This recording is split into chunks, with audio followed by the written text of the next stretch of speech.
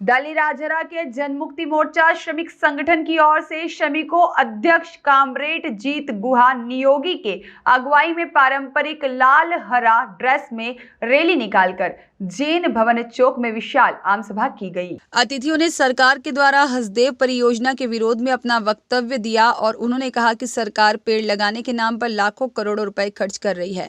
उसके विपरीत सैकड़ों साल पुराने पेड़ को कोयले के लालच में काटकर प्रकृति को विनाश की कगार पर धकेला जा रहा है। जल, जंगल और जमीन पर वहां के रहने वाले स्थानीय लोगों का अधिकार है, लेकिन इस सरकार के द्वारा इन्हें अनदेखी किया जा रहा है। जंगल में रहने वाले जंगली जानवर शेर, भालू, हाथी अब गांव और शहर की ओर कूच करने लग गए हैं, जिसका दुखद परिणाम भी सामने आ रहा है। जंगल में मदमस्त रहने वाले हाथी गांव-गांव और शहर-शहर जंगल से बेघर होकर घूम रहे हैं, जिससे जनधन की हानि हो रही है। और वह तो अलग है, लेकिन प्रकृति का भी विनाश हो रहा है। यह दुखद है।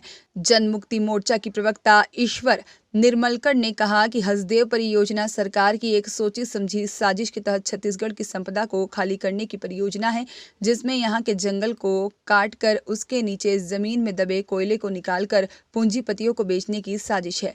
सरगुजा जिले के उदयपुर विकास खंड में राजस्थान राज्य विद्युत उत्पादन निगम लिमिटेड PRCUNL को हेक्टेयर भूमि वन को सौंपकर वहां से कोयला निकालने की सरकार ने अनुमति दी है।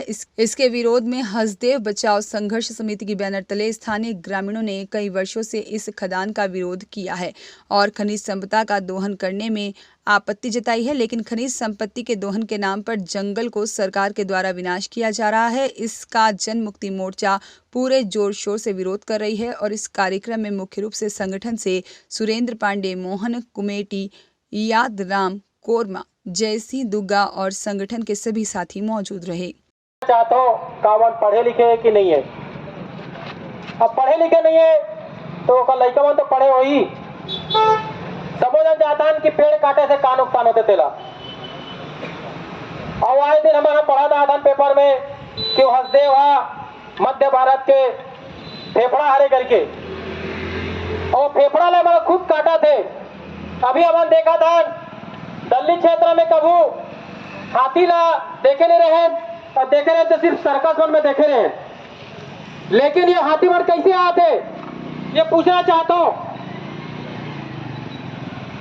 भाई। हम घर में घुसबो तो रेख जगह ला काटेंगे तो वो तो हमारे घर में है ही। ये हाथी आगे कारण भी ये साथी हो कि क्षेत्र के जंगल नष्ट करते, जबकि वो क्षेत्र संरक्षित क्षेत्र घोषित करेंगे इसे।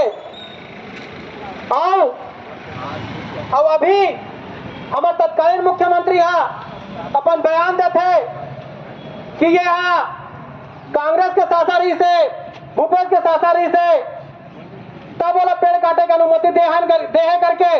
तो मैं से पूछना चाहता हूं अभी वो गद्दी में कौन बैठे हैं?